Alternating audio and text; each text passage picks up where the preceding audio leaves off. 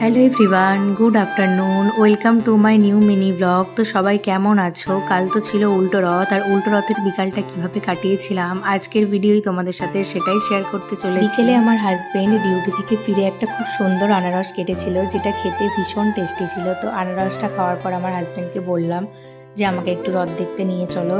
তো বললো ঠিক আছে, রেডি হও। তো রথ দেখতে নিয়ে যাওয়ার আনন্দে আমি তো এদিকে রেডি হতে হতে নাচতেও শুরু করে দিয়েছিলাম। রেডি হয়ে তারপর দুজনে চলে গেছিলাম গুড়াপের রথটা দেখতে। আমাদের বাড়ি থেকে খুবই কাছে। রথ দেখতে গিয়েই তো আগে ভগবানের প্রসাদ পেয়ে গিয়েছিলাম। আর এদিকে দেখো রথটা কত সুন্দর করে সাজানো হয়েছিল ফুল দিয়ে।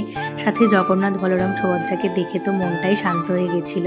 তারপর রথের দড়িটা টানলাম মারামারি করে বলতে পারো, এতটাই ভিড় ছিল। আমার যেহেতু সোজা রথের দিন আর কি রথের দড়ি টানা হয়নি, তাই ভেবেছিলাম যে উল্টো রথের দিন টানবই। রথ দেখে মেলার মধ্যে দিয়ে বাড়ি ফিরে আসলাম। যেহেতু বাইরে কিছু খাবো না, তাই বাড়ি এসে পাঁপড় সেঁকলাম রথ স্পেশাল। পাঁপড় শাখা খেয়ে রেডি হয়ে নিলাম, যেহেতু সন্ধ্যায় ওয়ার্কআউট ক্লাস ছিল। তো চলো ভিডিও কেমন লাগলো জানিও।